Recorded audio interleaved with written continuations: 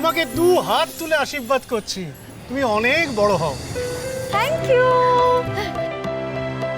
কি সুন্দর আচার ব্যবহার মেয়ের, কত খেয়াল রাখছে সবার। সত্যি আজকালকার দিনে এমন মেয়ে তো ভাগ্য করে জোটে। ভগবান করুন আমাদের মনীষাও যেন এমন মেয়েই হয়।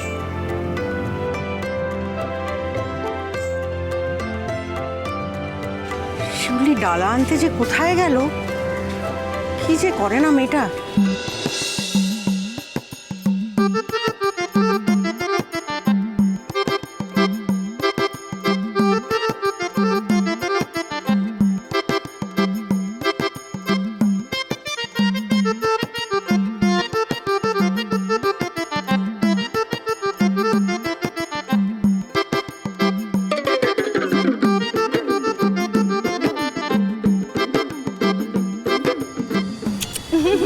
এই এটা গাড়িতে তোল, আমি দেখছি মন্দিরে কি অবস্থা। হ্যাঁ বলো দাদু। আরে আপনি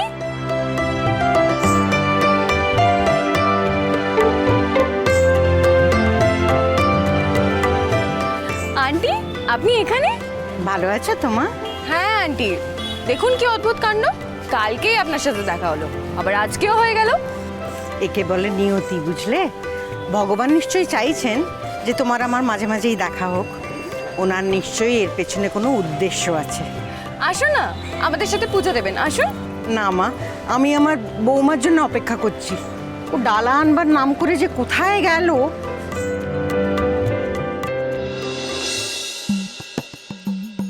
আরে বাস, জিনিসগুলো তো বেশ চোখে লাগছে। কালকের 500 টাকায় মনে হচ্ছে অনেক কিছু কেনাকাটা হয়ে যাবে।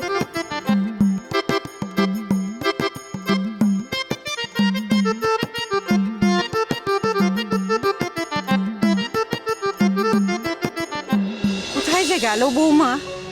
এক্ষুনি ঠাকুরমশাই পুজোয় বসতে বলবেন, আর ও ডালা নিয়ে এখনো এসে পৌঁছলো না। কি যে করে না। আন্টি আপনি আসুন, আমার সঙ্গে আসুন।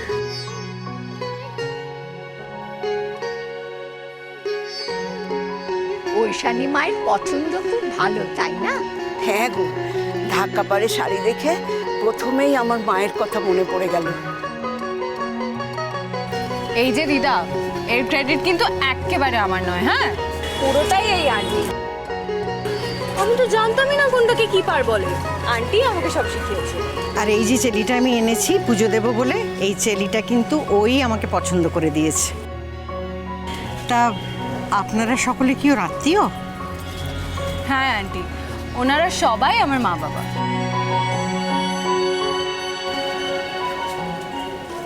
মানে? আসলে ঐশানীর বাবা আমাদের মতো মানুষদের মাথার উপর একটা ছাদের ব্যবস্থা করেছিলেন। উনি আমাদের কাছে ভগবানের চেয়ে কোনো অংশে কম না। হ্যাঁ গো, ঠিক বলেছেন। আমাদের চিকিৎসা করা, পুজোয় জামা কাপড় দেওয়া, এই সব দিকে উনি খেয়াল রাখতেন। আমাদের ঐশানী মাও ওর বাবা মায়ের গুণটাই পেয়েছে। একটু দেখো ঠাকুর, আমার সংকটটার জন্য যে বউ আনছি, সে যেন গোটা পরিবারটাকে বুকে ধরে আগলে রাখতে পারে। তেল গরম হয়ে গেছে না? আরে কেউ আমাকে এটা দে না, ধনে পাতাগুলো।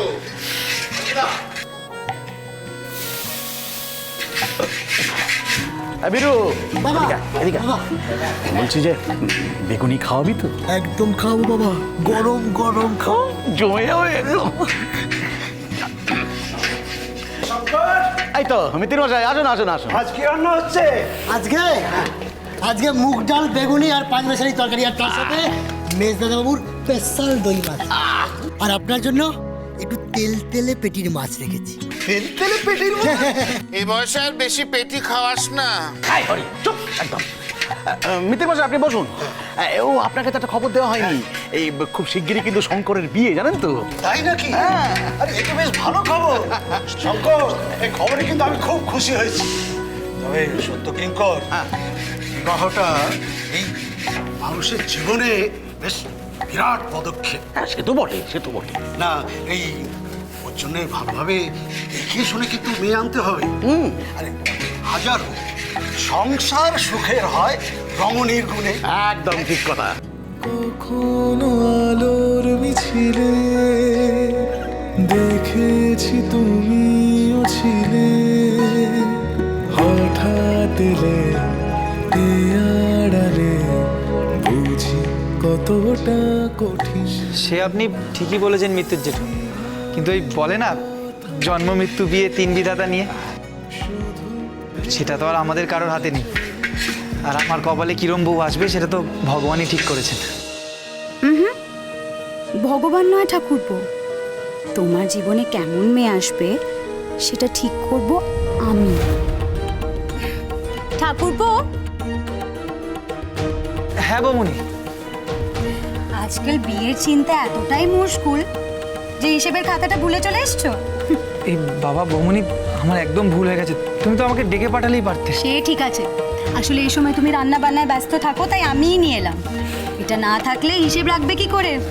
হ্যাঁ বীরু, তুই ভাজা মশলাটা বার কর। ভাজা মশলা নেই। এই চুপ করো তো। কেন চুপ করবো?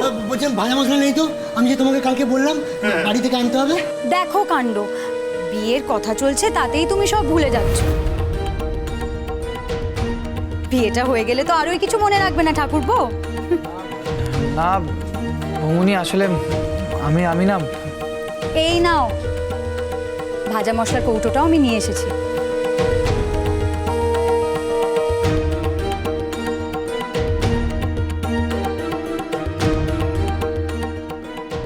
আহ, ভাজা মশলার গন্ধে পুরো পাড়া একদম মম করে ওঠে।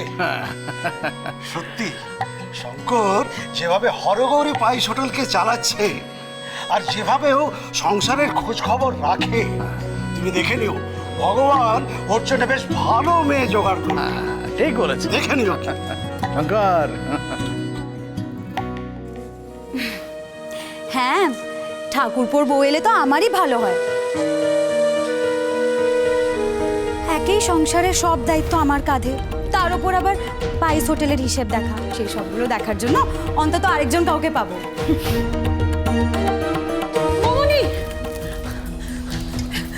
কিরে, আবার কি হলো? এ কি, এটা তো মায়ের ব্যাগ। মায়ের ব্যাগ শিউলি নিয়ে যায়নি? আমি যে পই পই করে ওকে বলে দিলাম। 20 টাকার ফুচকা খেলাম, ভাও হয় না মানে? জলদি দাও, জলদি দাও। সর্বনাশ। বীরু, তুই একটা কাজ কর, তুই রান্নাটা সামলা, আমি মন্দিরে যাচ্ছি। বৌমনি, তুমি ভাস্করকে বলো শিউলিকে ফোন করতে।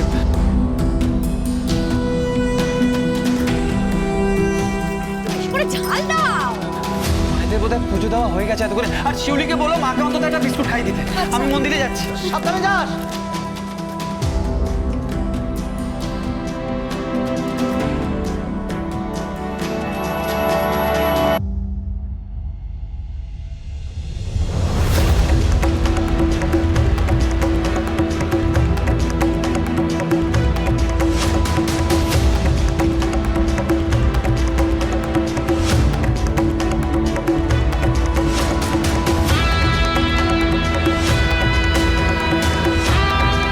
কেউ একটু জল দেবে? জল।